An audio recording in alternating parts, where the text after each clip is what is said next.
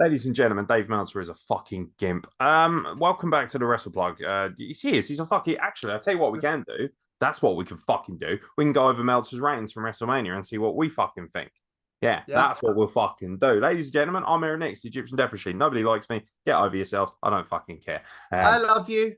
Yay! And that's good news for me because he's my partner in crime for today's State of Wrestling address. The state of it. Look at it. Seriously, look at the state of it. Fuck off. Also, women. I've Anyway, got a girlfriend and she actually really for some reason is still going out with me and really likes me. So I'm really pleased for you, mate. You deserve to be happy. Apparently, I do not. so So, do you. You deserve to be happy too. fuck is going on here? Like, this shit is like, whoa, Oh. there's fucking stop downloading shit, you cunt. What's she Anyway, downloading now? Is it more horse porn? probably horse porn.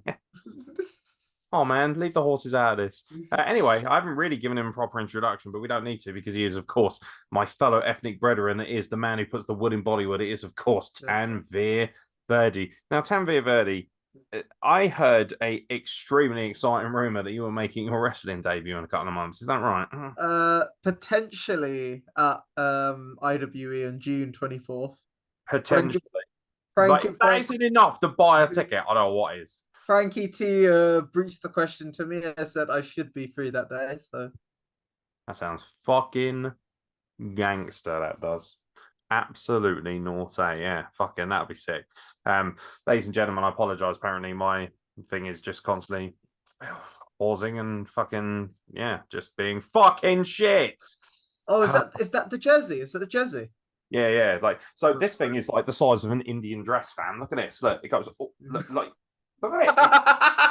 Seriously, right? It does. It goes fucking long. That should be like a look at this. This is my knee. Fucking that would cover me up. I'd look like a fucking Jawa from Star Wars if I wore that. Like, tell me about it, fam. Absolutely outrageous behavior. I'm going to put the fan on. I hope that might fucking speed the process. It looks really nice though, other than the length. Yeah, that's what they say about my penis. It looks really nice, except for the length. Look at all that girth. Look at this pornograph. Look at this pornograph. So yeah, wrestling news. Your mate won the NJPW thingy, didn't he? The IWGP Heavyweight Championship. Yeah, Sonata. Finally, no more Okada. It's the one thing. Is that who he beat? Okada. Yeah. Why is Okada always the champion? That's the thing, and that's why Sonata winning, because now since Sonata's won and all the like aftermath from this, it finally feels like New Japan's back on form, because I think on the 27th and the 3rd of 27th of April is all the best of Super Juniors, and it's a stacked card, and then you've got Don Taku on the 3rd of May. So after Sonata won, and then they released all the cards and stuff, all the upcoming cards, I'm like, it finally feels like a return to form for New Japan. Like, Sonata winning was something that was needed because it's fresh, it's new, it's a new star at the top. And the promo package they played to build up the main event for Sonata Okada, immediately I was like, I fucking want Sonata to win. So that's why when he did, it was like, thank God, because as great as Okada is, it's just constantly been like he's always been the top guy, and it's like, no, now's the time where you need to build your new stars, considering that Jay White's gone now to AEW, Naito's on a freelance contract, he's not full-time anymore with New Japan, he's on the freelance deal, and you're not building up, and Tanahashi's like getting older. It's like, no, you need to start building your new stars, like your Jeff Cobbs, like your Great Okans, like Sonata now.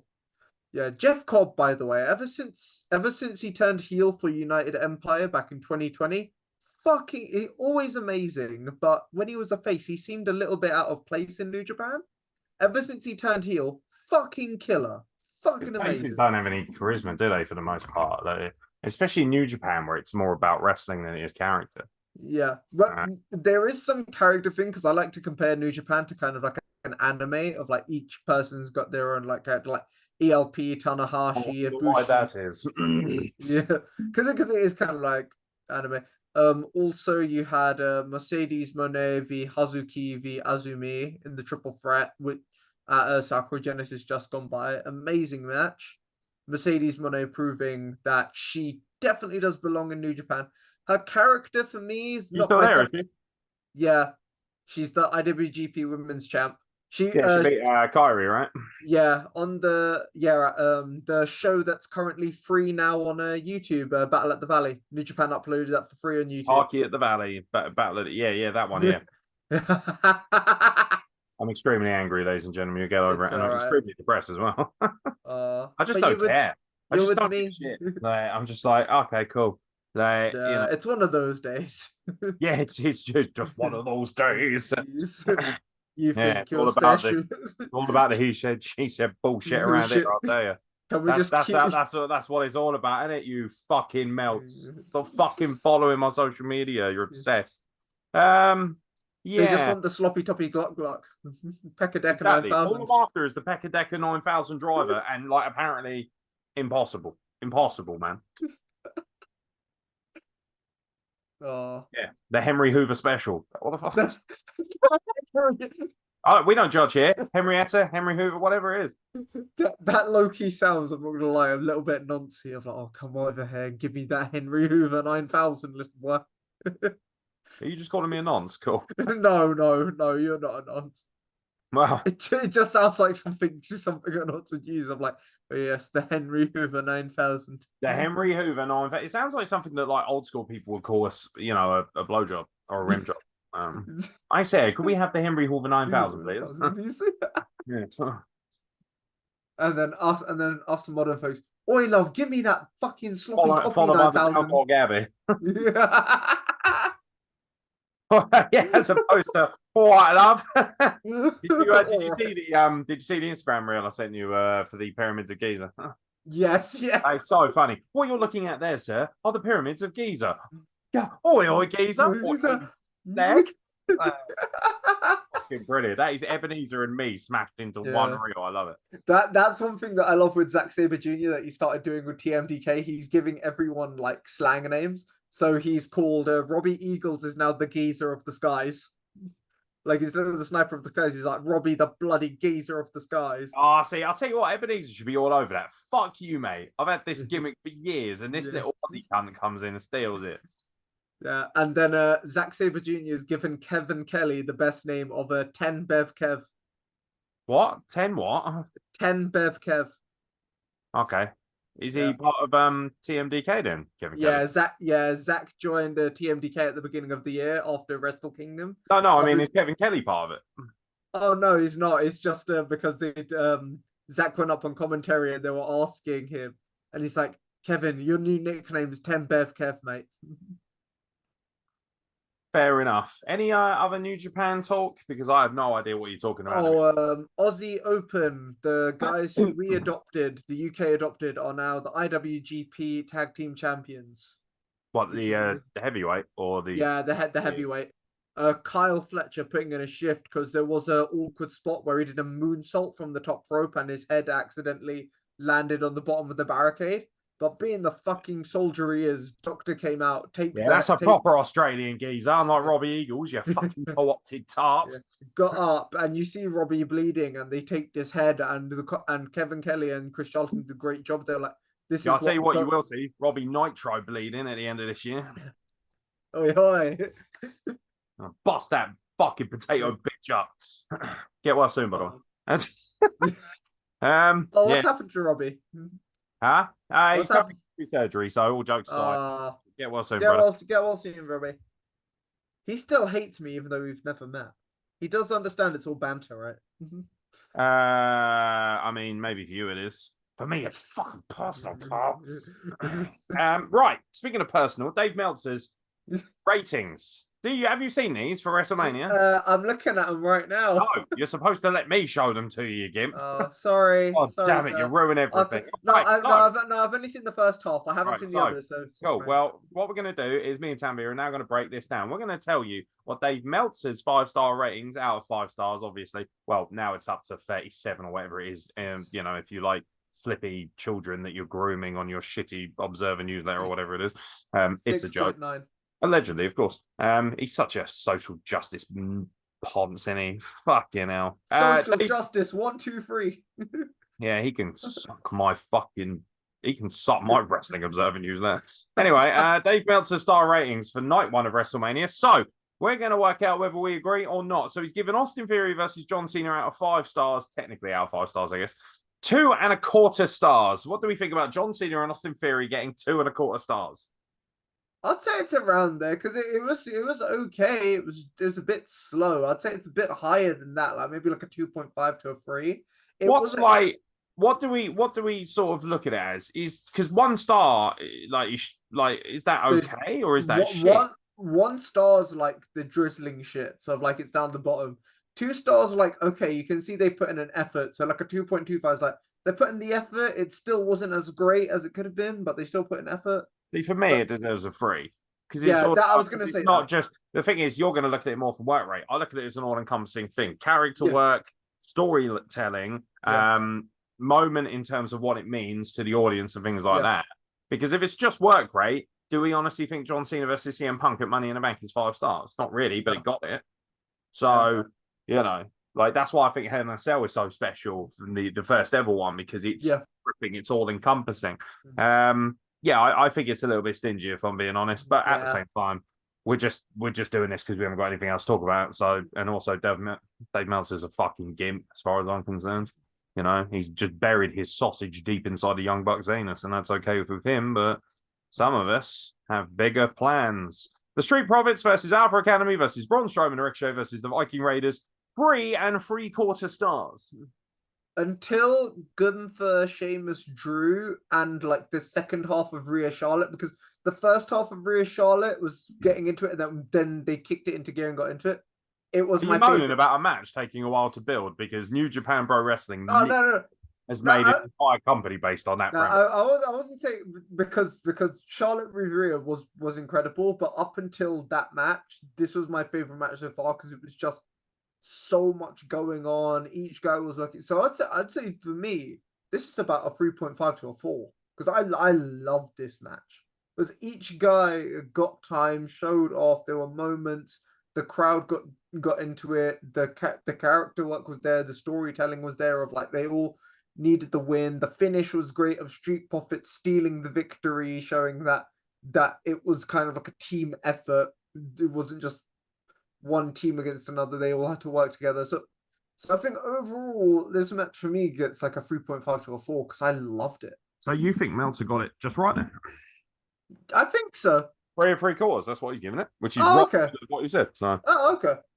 I thought you said 3.25. That's my bad. I misheard. Don't be so pedantic. It's 3.75. Seth Rollins versus Logan Paul. By the way, I think he's wrong. It's 1 star. It's all right. It's a spot fest. The match doesn't mean anything. For me, matches like that, unless it's like a super worldy contest, I can't really look at it as anything more than a 3 star. That's just the way I put that match in the same. I'd rate it the same as the men's 4-way, a 3.7 or a 3.75 because it was good. But I think, like we both said on the last podcast, it was good, but it felt like it could have been better. But it never kicked it into that upper gear for both guys where they could have shown more. So I think for me, it's a 3.75, 3.75. A 3.75.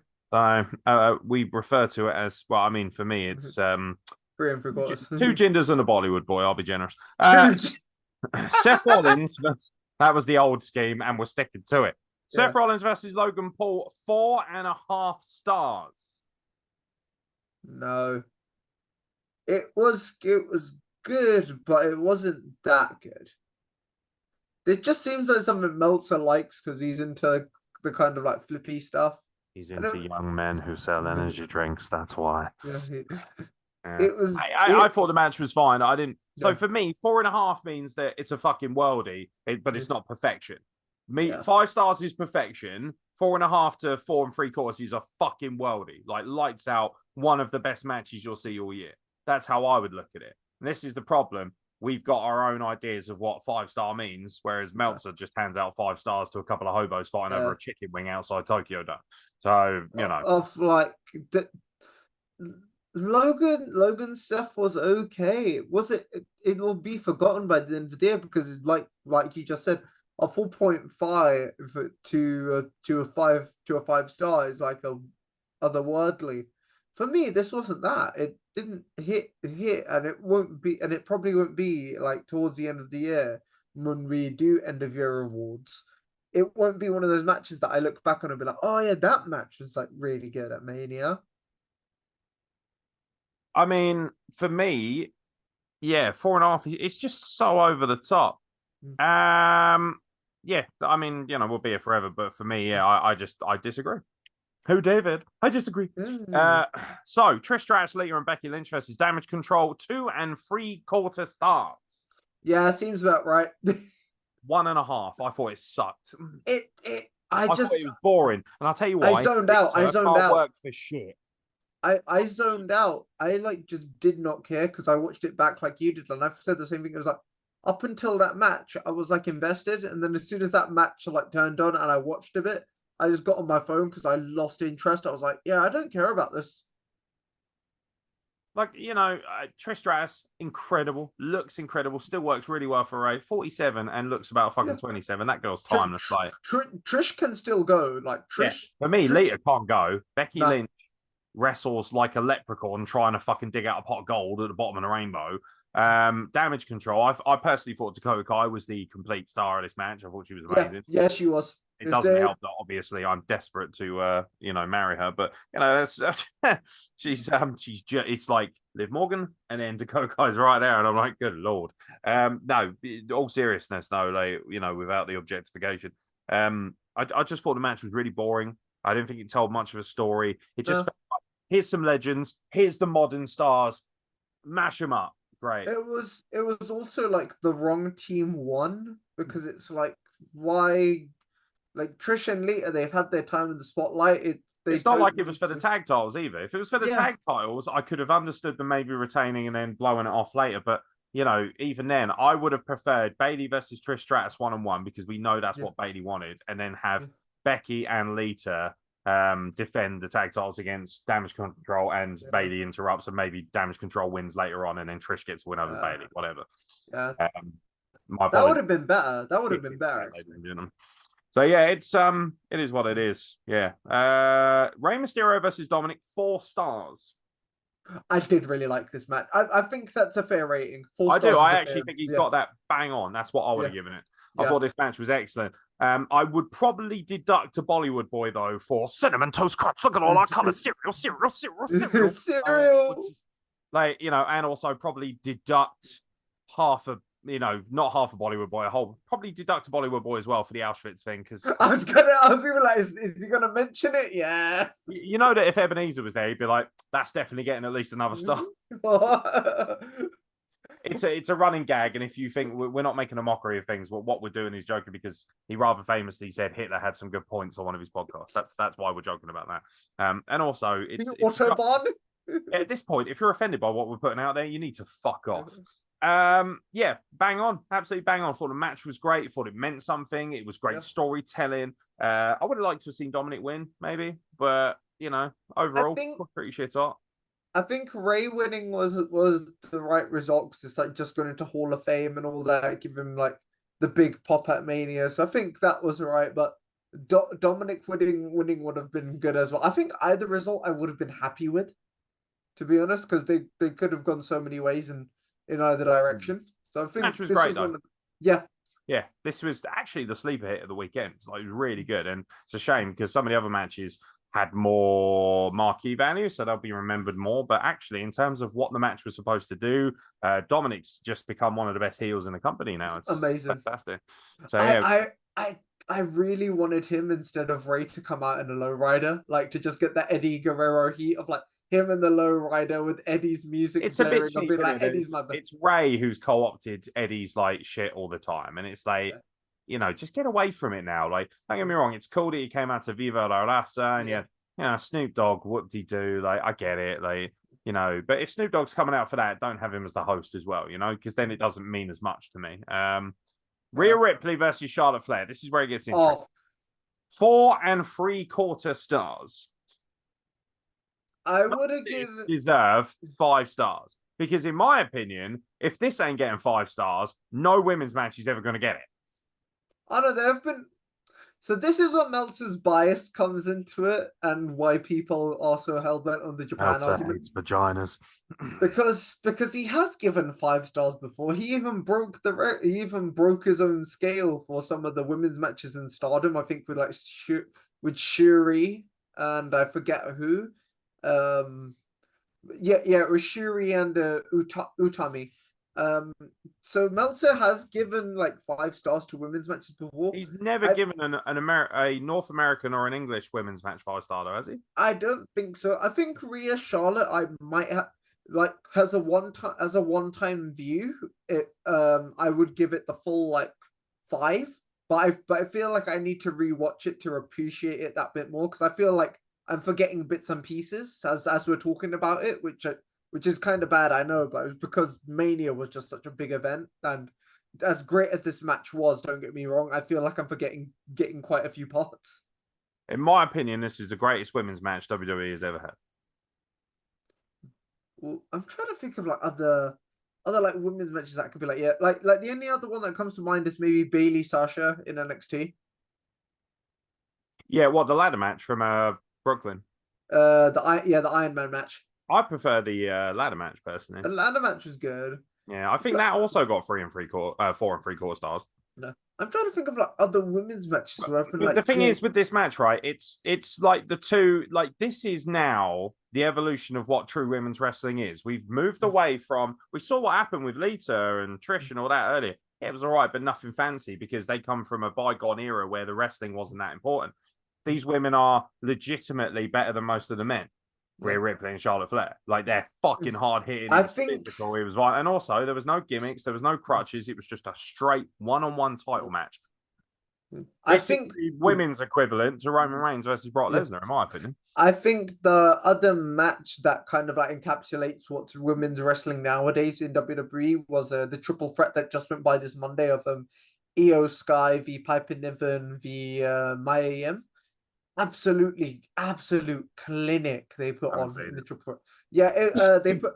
So I just saw the like few-minute clip and then that they put on YouTube, and in those few minutes I was like, yeah, this is what women's wrestling is in WWE now. Like not any of the Brian Patty stuff, like the hard-hitting acrobats. It's why, for my mind, I say like Rhea Ripley and Charlotte are up there, but Io Sky they need to do more with, because she's absolutely one of the best in the world. She's pretty good. Yeah, but the problem is that, like, of course, you got your Japanese bias going on here. For me, Charlotte Flair and Rhea Ripley are a cut above because they're better characters, they're better on the mic, and they can also hang with the quality of wrestling. Yeah. No one's denying Io Sky isn't amazing, because she is, but for me, I'm like, you know, it's not her fault, but like again, same with Asuka, like it's just that slight disconnect that stops them being the mega stars that they should be. I'd say Rhea Ripley might be up there as like the best like women's wrestler in the world right now.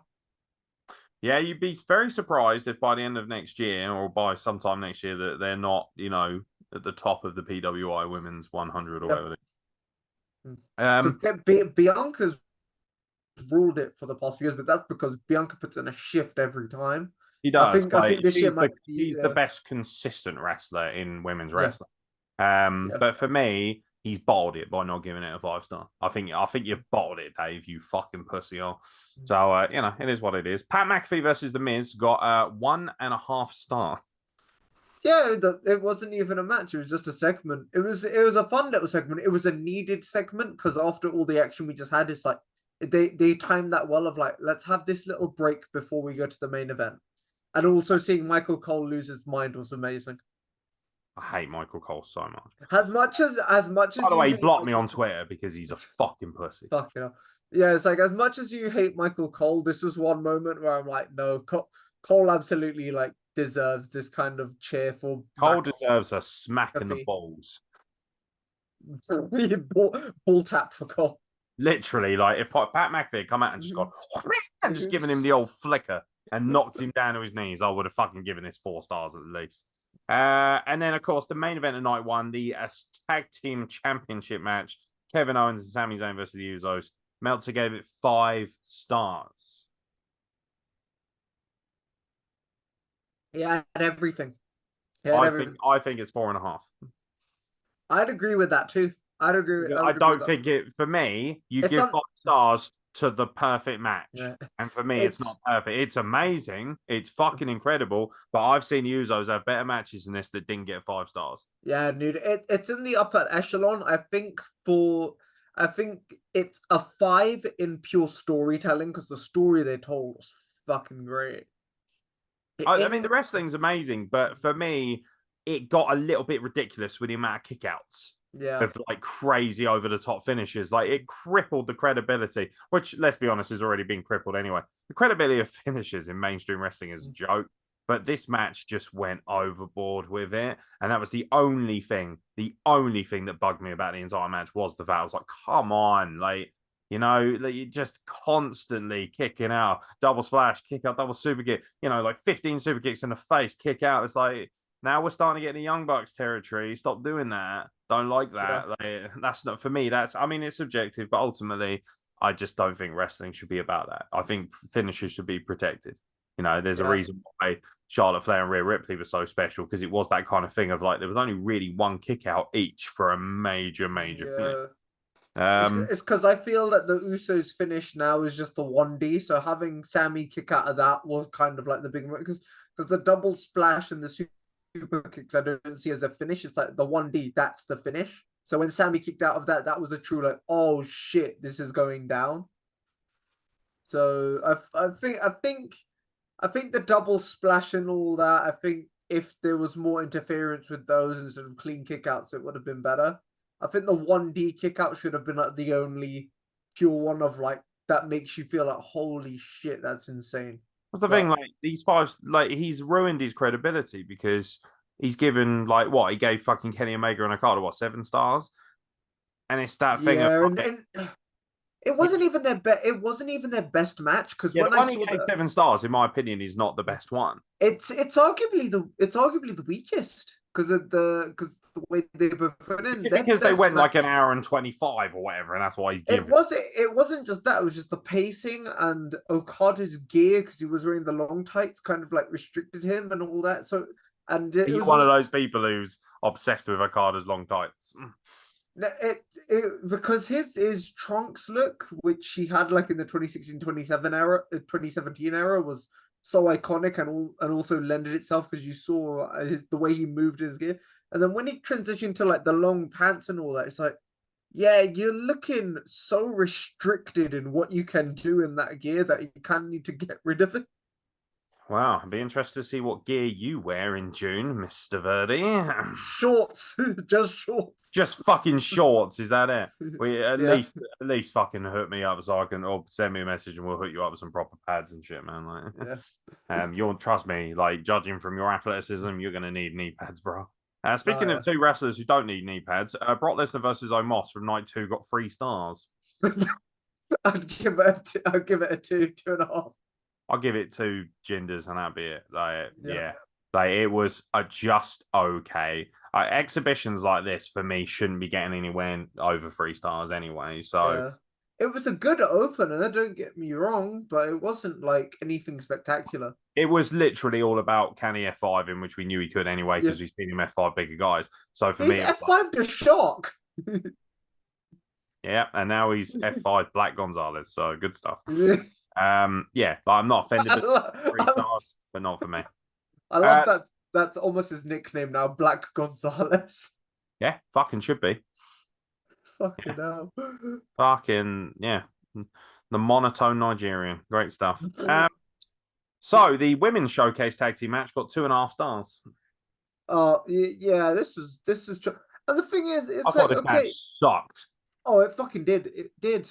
It was so weird. It Fucking just hell. made Do no you remember sense. when Shayna Baszler was a thing?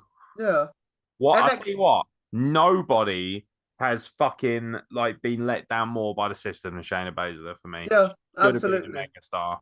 And instead she's just a fucking complete loser. And I find that soul destroying because Same. I remember when she tore through everyone at the elimination chamber and I thought, oh baby. Like for me, that was close to like that was probably my favorite elimination chamber the women have ever had. Yeah. And yeah, no, people just You know, I mean, most of this is probably down to Vince McMahon. Yeah. Vince is like, how come she's not a hot model that gets her tits out? Shut up, Vince, you fucking No. kid. Because Ronda Rousey, by the way, what a fucking way she is now. It was a fucking weird match. Shayna and Wanda got the win, which was like, okay, cool, but they haven't appeared since. So it's like, okay, you won, but the fuck does it mean? Also, Shotzi Blackheart is terrible. I'm sorry, but she's so bad. Such a bad wrestler. Yeah, 2.5. I think he's extremely generous. I would have given it 1.5. I thought it was bad.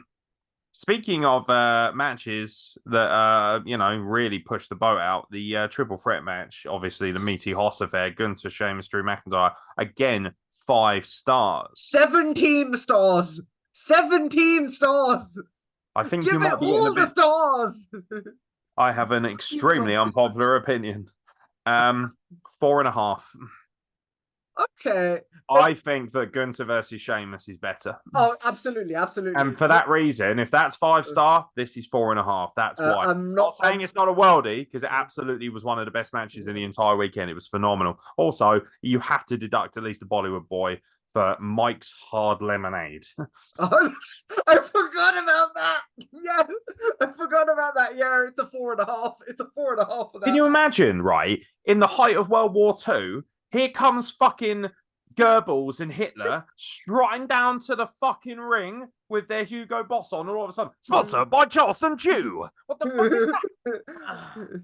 Here comes the lemonade. Seltzer ain't hard. It's sparkling water with a slight dash of alcohol. You fucking pussy holes. Have a fucking proper cocktail or a beer. That. Shut the fuck up, Mike's hard. Sheamus name for a company, Mike. I love the finish of the match though, of the triple threat. I love the finish of Gunther powerbombing Sheamus onto Drew's head and then powerbombing Drew. Of like, yeah, he's killed him twice. Oh, it was a great match, but not 5 stars for me. Not 5 stars. Fair enough. Fair enough. Bianca Belair versus Asuka for the Raw Women's title, 3 3/4. I think he's pretty much nailed that. Yeah, he's nailed it because it felt really good. Just the outcome was a little surprising. Because really thought it's like, okay, Asuka's come back. They're gonna have Asuka because not as surprising as the next match's outcome. Oh Jesus. Oh God. I remember. I remember. If anything should have been sponsored by Mike's Hard Lemonade, it should have been that. Yeah, I thought he got it nailed on. Asuka losing was disappointing. I get why they wanted to keep Bianca Belair strong and maybe have Asuka as a chaser later down the line, but it's that thing of now all of a sudden Bianca Belair goes from being everyone's favorite women's wrestler to being I feel like the crowd are going to turn more and more now, and they're going to get fed up the more she has the belt. She's still amazing. Don't get me wrong, but it's getting to the point now where it felt like because I think the greatest of all time don't always have to be the champion. I think look at the amount of times Undertaker, like for years, he walked around without a belt. Yeah, sometimes you don't actually need it as much. Sometimes it's the other guys that need it more. You know, I think perfect example nowadays for that of like you don't need the champion to be there is Seth Rollins. Yeah, and it's funny because Seth Rollins has got a jolly on, hasn't he, about how he thinks he should be in Cody Rhodes' position. And it's like, well, not being rude, mate, but you've kind of had yours. Yeah. Like, you've had yours. You've made event at WrestleMania. You've got the greatest cash in of all time under your belt. You've won everything in the company. Like, you don't actually need to fucking have it, and you are kind of the company guy. Seth Rollins is very much like how Triple H was back in the day before he went on his reign of terror. Like, he was considered one of the biggest stars, but he was never kind of at the top of the company. And that's kind of how it feels with Seth, but he doesn't need to be. Yeah, because he's had his moment in the sun. He's arguably still one of the best workers on the roster. So I love the way you say roster like I'm an American. It's good shit. Roster. Like an Australian. It's like hard lemonade. Roster.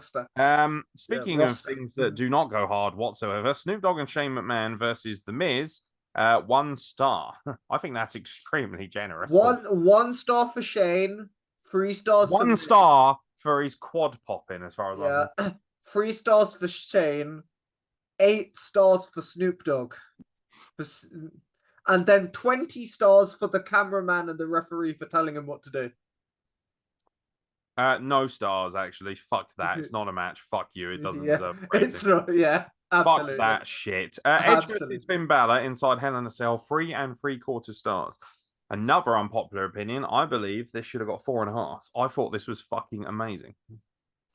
I must be in the minority, but for me, I was blown away by how good this match was. I'm gonna Love the dichotomy of Edge and the Brood versus the Demon, and actually, for me, him getting busted open really kind of helped them out. Although I spoke to Steve Neal recently, which was a real treat because obviously days, and he said that one thing that really took him out of it was the fact that it's like, I'm the demon, I'm evil, I could destroy everyone. Medics, please, I'm bleeding. It kind of does take you out of that, suspension of disbelief. I think the one thing that took me out of the demon persona was the entrance, because of just how basic it felt. I'm like, I've got flares. Ooh. Yeah, it was. Yeah, we had the flares, and he just had the normal like. He looked like one of them weird Thai moon party dancers, a little bit. That's what took me out of it. I'm like, there's nothing really demonic about this. And much like those Thai moon party dancers, I certainly would have fucked him dressed as a demon. I would have given it a 4.5. I would have, or a 4-star. Cut it right down the middle between yours and Meltzers, because I think it was a great match. Was really good. I think if the split didn't happen, the unfortunate split. Do you know what? It suffered also from being the penultimate match. Yeah. Like, that you should have opened with that. No, that should have opened as far as I'm concerned. I would have had Lesnar versus Omos as the penultimate match. Actually, even though I haven't seen it yet, I'm gonna give it a 4.25 star. Sponsored by Pope's Exorcist. To be fair, Russell Crowe, that was the one thing where the sponsor actually was bang on. Yeah. And then Russell Crowe talking about it and the demon appearing. It was actually really fucking cool. Yeah. I was like, that's good shit. Yeah, that's what you should be doing. Yeah, good shit. And of course, in your main event, Cody Rhodes versus Roman Reigns, 4.5 stars. Great match, but the ref looks a bit dumb for sending Solo out and then Solo just kind of sneaking his way back in. And then also the ending. Do you think Cody Rhodes should have won the title? Yeah, because people put it in the best way. It's like, imagine you have Daniel Bryan in the main event of WrestleMania 30, just lose, and then the explanation being less. That's how it should have gone, because Daniel Bryan's a little gimp. At the end of the day, I like seeing real men win belts like Batista. That's a real man. Also, who's laughing now? Batista's been in a James Bond film, Daniel Bryan. What have you done? I think other comparison is like, imagine there was Kofi Mania, and then at the end of the match, they're just like, oh no, Kofi needs to suffer more. We're gonna have Bryan beat you. It's like, no. It felt like Cody should have they didn't even put that in the main, which for me spoke volumes. Yeah. Like, it was like the one time where, the African American champion, the WWE champion, is going to be a huge deal. And they're like, yeah, put the women in the main event. Like, fuck's sake. That's where you needed 2 nights. Because Kofi and Daniel Bryan could have ended night 1 and the women could have ended night 2. And that would have been sick. Yeah. I personally thought this was 5 stars. I thought it was fucking amazing. Actually, no, 4 3/4. Yeah. Because of the interruption being a little bit all over the place. I had no problem with Roman Reigns winning. For me, though, it's that thing of, right, he now needs to hold it till next year's Mania. Yeah. But my also conundrum is now, who beats him for it? Cody Rhodes wins Money in the Bank and cashes in on him later down the line. But that I'd like to see, but also it's always the question of who's the next for Roman, of like, who's gonna step up and face him. Considering the amount of people he's faced, it's like, who realistically is there that's Jey next? Uso. Jey Uso is really the only one. He could turn and sort of face him, like, obviously there's the fallout from the fact that Usos lost the tag titles. The problem is you don't want to separate the Usos because they're just too good. I think Jimmy especially would probably struggle more so than Jey, because Jay's had the opportunity to be main event Jey Uso and Jimmy hasn't. I don't hate 4.5. I think that's just fine. I probably would have given it 4 3/4. I think only other guy that I'd want to see maybe step up to face Roman, and if they hype it up enough, it would make you feel he could win, is Sheamus. Because we haven't had Roman Sheamus yet. But in this I've reign. also watched him consistently lose to Gunther for the IC title. So it's like, having him then go to the main event. It's like, why am I supposed to believe Gunter? For what did I say? Roman Reigns retains. Gunter, I thought Gunter would lose the IC title, and then my Yeah, dream booking was Gunter takes the belt off of Roman Reigns. I yeah, personally think he's the one who's built perfectly to do it yeah. because he's building like it's almost like the undefeated streak of all time in the Universal Heavyweight Championship division with the undefeated streak of the IC champion. It's like eventually they got to cross paths. I love that Do idea you of the winner takes all kind of match. do you think that WWE should maybe do a kind of Impact and Option See It of Gunther's like I've beaten everybody in my path, and as much as I respect the IC belt, it's time. You know, though, as Really, soon as they do that, all anyone's going to say is you're ripping off Impact. So you can't really win in that but scenario. it's because Option C is such a brilliant idea. All the while, he has two belts and they don't merge them into one. You got to think they're going to separate these belts. That's how they're going to get Yeah. away from him. Is that, maybe he defend. I mean, how do you do that? Does he defend one? Does he defend both and drop them both? Like, the whole thing seems very, very strange. It's like they're doing what New Japan did with the whole Ibushi when he had both belts. Because it was Naito who actually stepped up. He's like, everybody keeps challenging for both belts. I'm not doing that. I'm just challenging for the one. And even though Naito lost, it was still like, yeah, that's new. Of like, why is everybody challenging for both instead of just going after one? Well, they're calling it the undisputed WWE Universal Heavyweight Championship, so technically it's one. Yeah, They're not saying he's the WWE and Universal Champion. yeah, They're just saying the one. They've amalgamated the two. So in that case, if that's going to be the case, just fucking turn it into one belt then. yeah, I know it looks cool that he's carrying around two belts, but it would be cooler if he had an even slightly bigger, meatier, just the one belt. yeah. This is your perfect opportunity to really kind of stand out and make a beautiful heavyweight championship. But WWE's not going to do that because they've shit to their pants about the Winged fear and the Eagle. feedback. Well, remember how much people hated the original Universal Championship. Do you remember that? Yeah, Yeah, everyone made a big fuss. that How red. much everyone hated the new United States title, the new Intercontinental title. But over time, people fucking don't care. They forget. The new United States belt, I didn't have an issue with because I actually really liked the design. I think out of all the belts now, especially now that the UK belt is kind of not really doing much, Yeah. and I think that's been merged anyway with the NXT title. Yeah. So for me, it's that thing of actually that for me is the best looking and most unique title they have. The thing with the Intercontinental belt is that it just looks really basic, and I've really missed the white stripe. The white strap, I really missed that belt because it was arguably my favorite belt design of all time. Yeah, just the white strap with the IC. design's not bad. It looks cool, but then, like you say, it would look so much better with a white strap. I mean, but it seems to me like more and more they're trying to put white straps on women's belts. Mm. So, I mean, I suppose it's an upgrade from purple or pink, isn't it? Like, Yeah. I remember Red Pro brought out a women's championship. I was like, really? It's purple. Purple. It's purple. Not great. So overall, I don't think Meltzer did that horrible a job as much as he pisses me off. A couple of them are glaring for me. The fact he didn't give the women's title match from night one a 5-star, just kind of, I feel like he bottled that. I think he's gone a bit too overboard with the 5-star ratings as well. No, there are so many matches that should have won 5-star that haven't, and then he gives these two matches 5-star, and you got a question. They're not necessarily not 5-star matches, but for me, they're just underneath.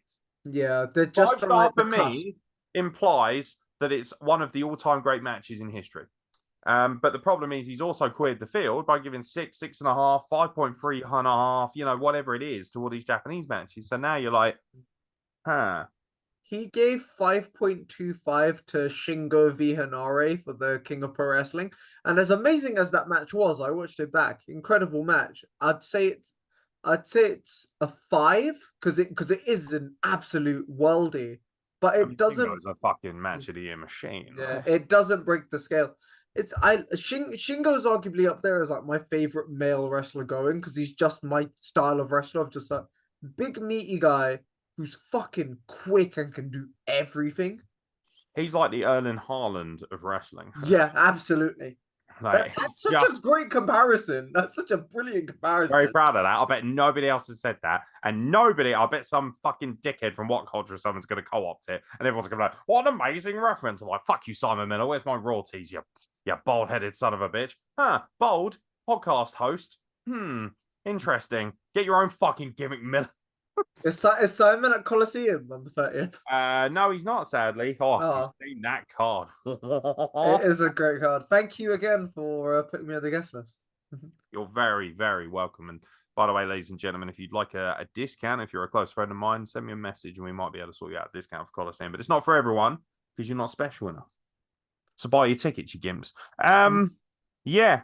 So that's the Meltzer 5-star ratings as we said he would put out there. Other than that, not really much else to talk about. Is there anything you want to talk about? Not really. I went into the Mario movie on a Sunday. Amazing. Oh, is there any other all right, is there any other business time? Let's talk about stuff that isn't necessarily wrestling related. What was the Mario movie like? Oh, it was really good. Does Jack Black play Bowser? Yeah, and he's amazing. He might be the best person. The trailer, people were shitting on Chris Pratt as Mario. The trailer didn't do him justice. In the film, he is actually really good. Did he go for the it's me, I'm Mario? In the opening scene for the advert they do, he does, and it's actually really fucking good. He's like he even like questions it. He's like, "Do you think I went too hard with the Italian accent?" And you're like, "No, it's actually really good." Where's all the woke tarts kicking off that an Italian didn't play Mario? Where are you all? That's true. My girlfriend said that. She's like, it should have been. Oh, she woke, is she? I get that. Oh, don't have her on this podcast. Fucking hell. I bet she has she watched any of our content yet? I need to ask her because she found it. I'm like, no. Hi. I'm sure you're lovely. By the way, thank you for making my friend very happy. That's all that matters to me. But yeah, no, because I'm not gonna meet anyone. I'll make you happy on the 30th, big boy. Don't you worry. Oh yeah, I'll tell you what, mate. I've ordered special red braces for my outfit. Yay! Yeah. So you know what? If fucking dominatrixes don't want to fuck me, that's fine. I'll fuck myself. I can dominate my own people. Much. You like that, you little slut? It reminds me of that thing in Zoolander when he goes, "Oh, I'm sorry you didn't get the campaign." He's like, "Oh, I guess you can derelict my balls." And he turns around and goes, "I can derelict my own balls. Thank you very much." Zoolander is such a great film. Yeah. But I'm not bitter at all. Like I didn't want to fucking go out of your own. Go fuck yourself. With the whole dominatrix chat, it reminded me of that video of that lady who's like, "Oh no, other people play with their food. I dominate it," and it's just her slapping this eggplant, and it's like, "You like that, you little freak?" It's like, mate, I am literally one more nervous breakdown away from shoving an aubergine up my arse. Like, fucking hell. I am so unhappy with my life. Honestly, it's been it's getting up there, and it's fucking depressing, mate. Honestly, I'd probably say Silent and the Death Machine. What bookings have you got coming up?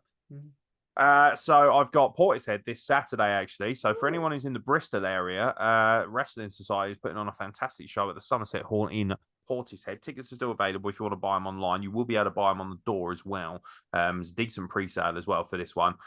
Cracking card, Charlie Sterling challenging the Saint for the Wrestling Society Heavyweight Championship. We've also got an absolute fuck you. But I'll tell you what, we may as well bring out the card and give it a cheeky little pre-show just in case I don't have time to do it. Although I will, what we might do is record a separate one after this, just going through the card. But obviously, luckily for me, Tanvir actually knows his shit when it comes to independent wrestling, whereas all the other guys are like, "Oh, I've never heard of that guy."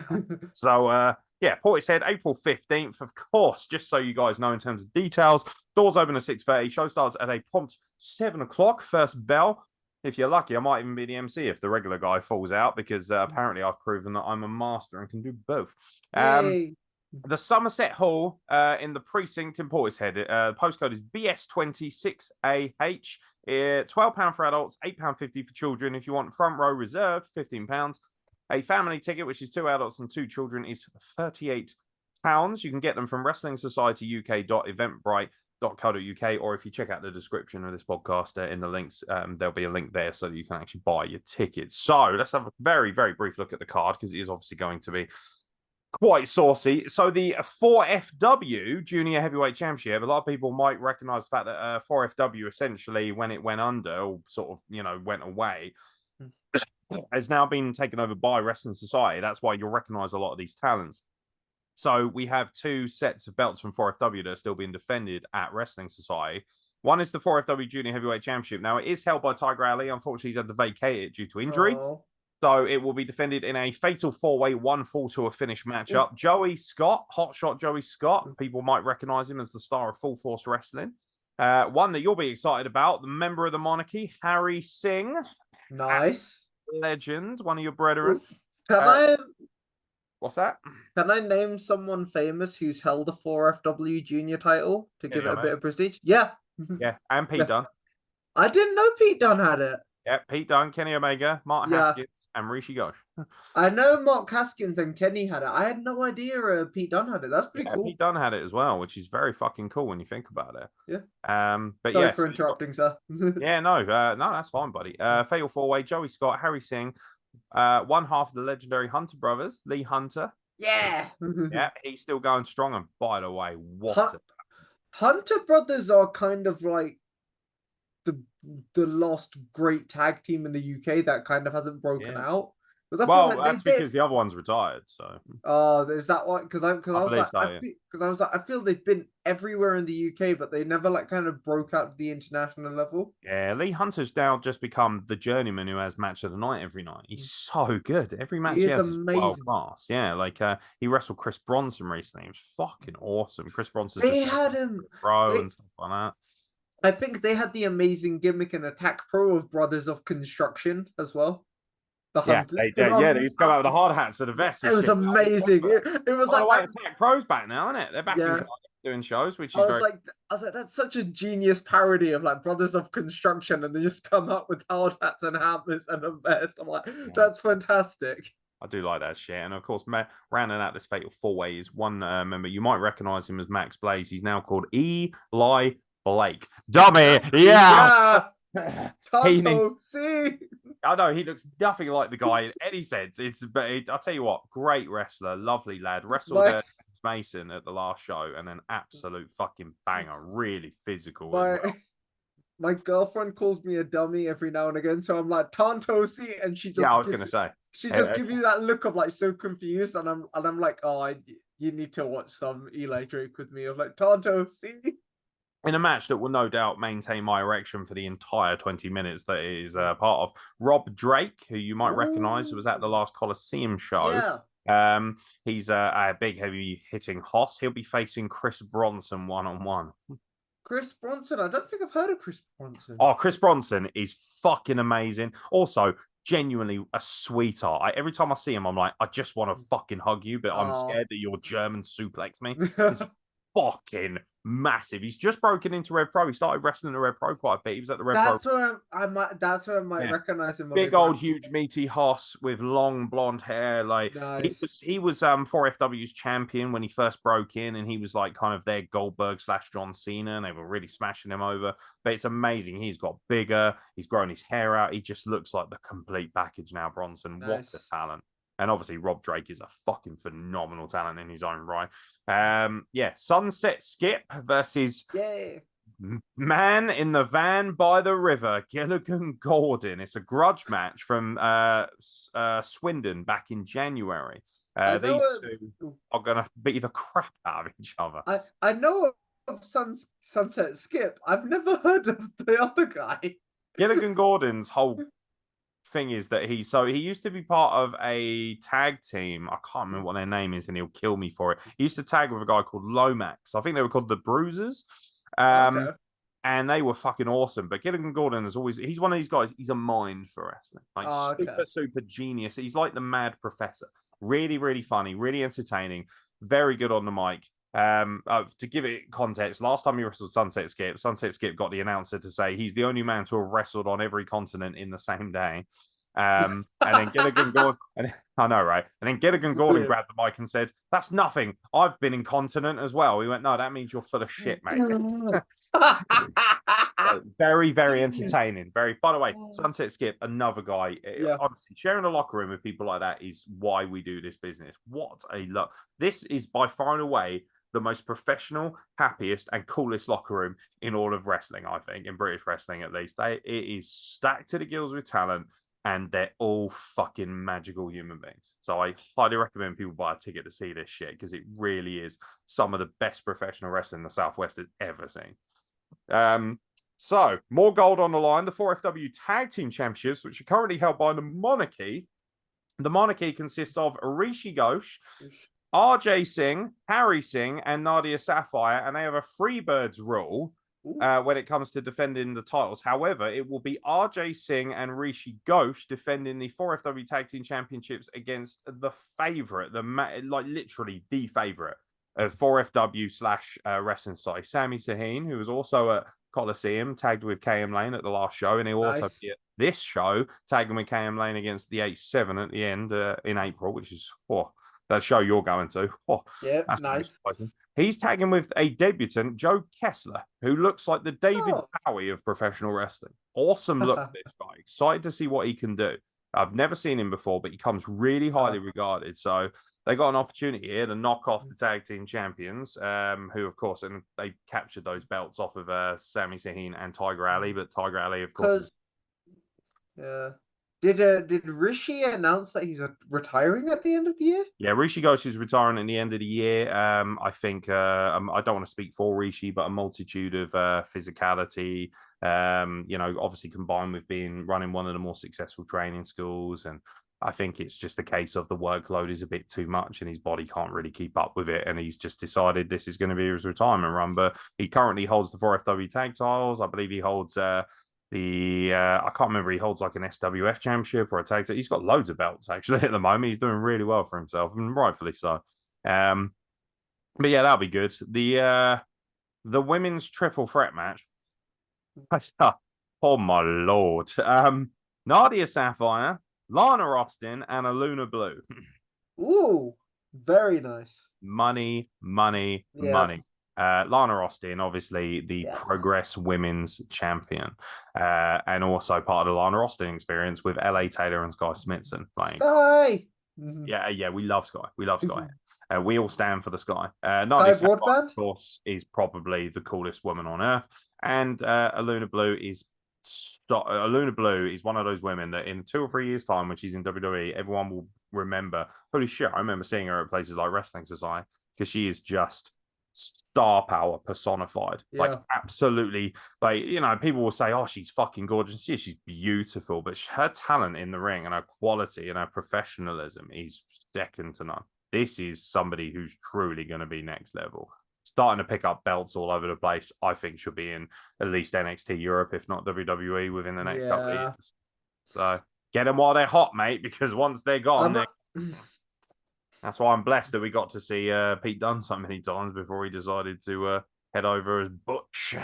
And rounding out, of course, this magnificent card for the 4FW, not the 4FW, excuse me, the Wrestling Society Heavyweight Championship. So all the golden companies on the line at this show. The Saint defends his undefeated streak against the #1 contender and one half of the Smoking Aces, who, of course, are former tag team champions in Progress and Reach and everywhere else, Charlie Sterling. So some people might recognize him as Charlie Garrett from Rev Pro back in the day. He was tag team champion with Joel Redman. Oh, okay. Extremely talented. Babyface fire like no other. He very much, he's kind of like modern day Sting for British wrestling. Nice. So yeah, that rounds that out, ladies and gentlemen. So if you want tickets, don't forget to head to that description, that YouTube description, or in the podcast description. Click that link and buy yourself a ticket. It's going to be a fucking banger.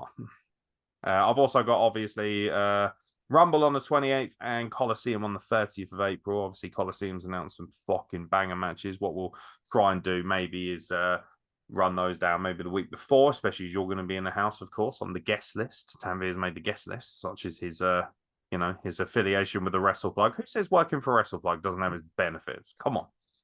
Friends with benefits. Friends with benefits. Basically, it means the whole roster's going to stop.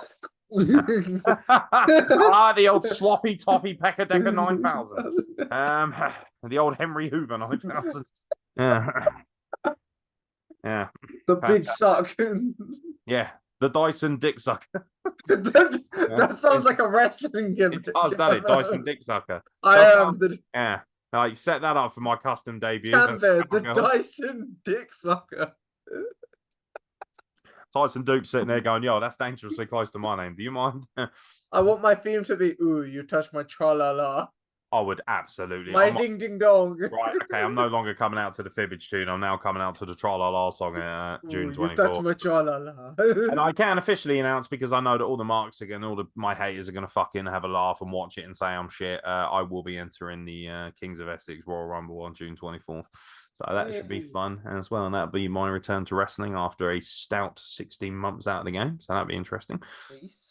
Probably going to die, but it is what it is. By the way, Champagne Charlie, I'm going to drop you on your head and take your belt, you stupid looking idiot. Wait, I thought you were going to say take his virginity. Okay. I mean, possibly, potentially. Yeah. He ain't going to do nothing about it. He'll do nothing. But yeah, bottom line is lots of shows coming up. Anything else you want to talk about, or are we done here? There's not much else to talk about that I can't. Look at this photograph. Look at this photograph. I'm going to listen to that while I blade myself. Jesus Christ. Sorry, everyone. Finally, I am more depressed than Carl Wilkinson. It is quite an achievement, but we have got it. Carl's got a jar of weed, though.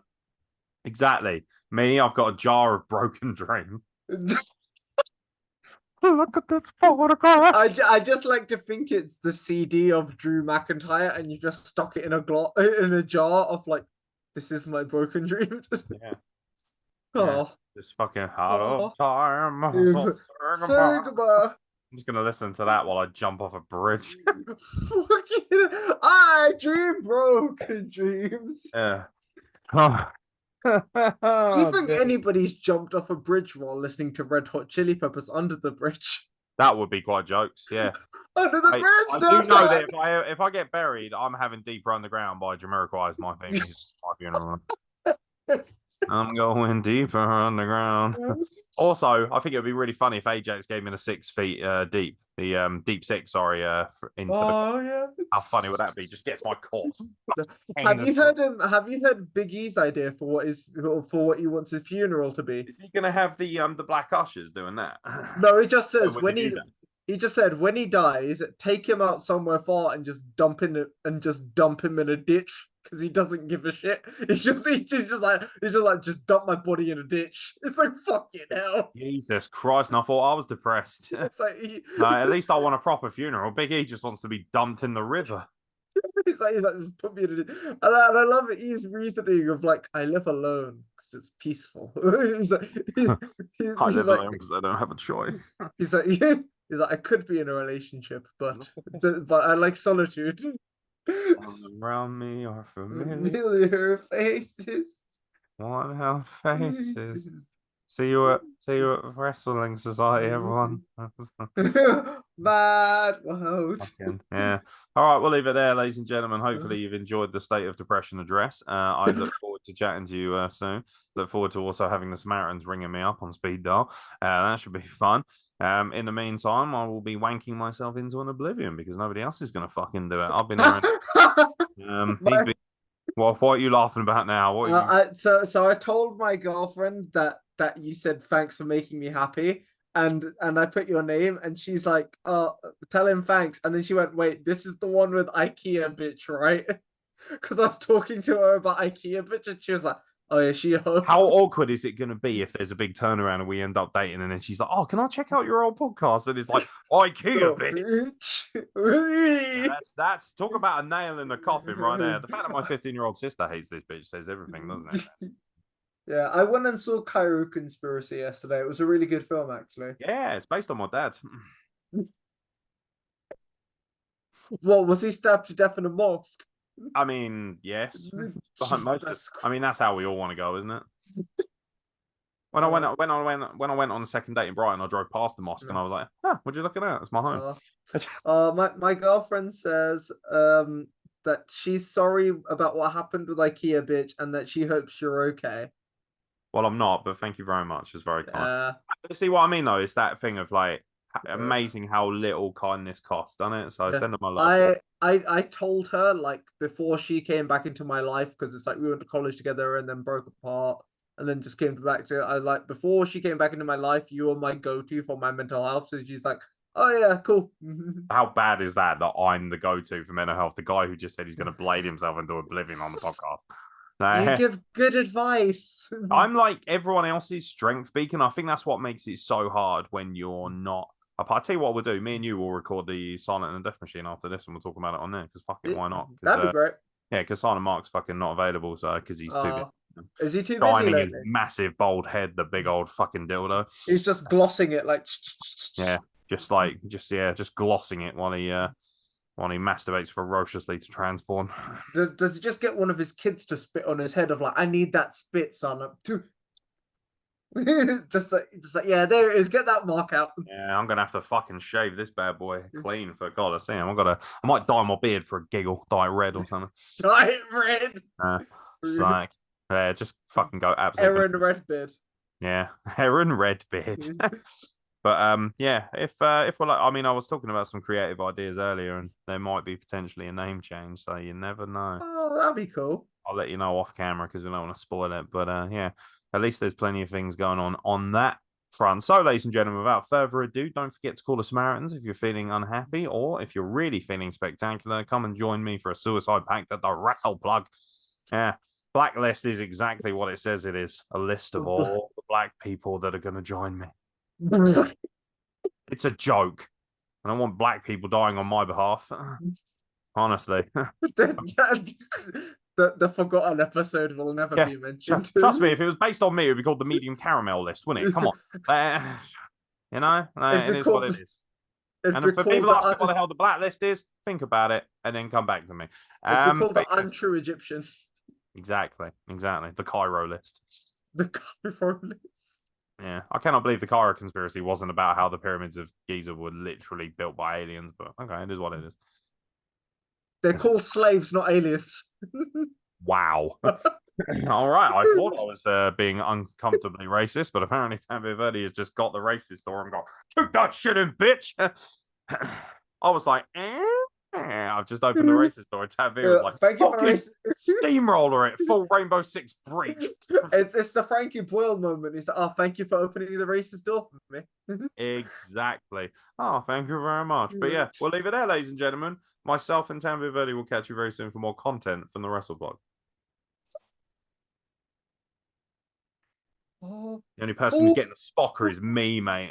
Look at this sparkograph. Jesus Christ. That's terrifying, that is. What? I look forward to your letters of litigation.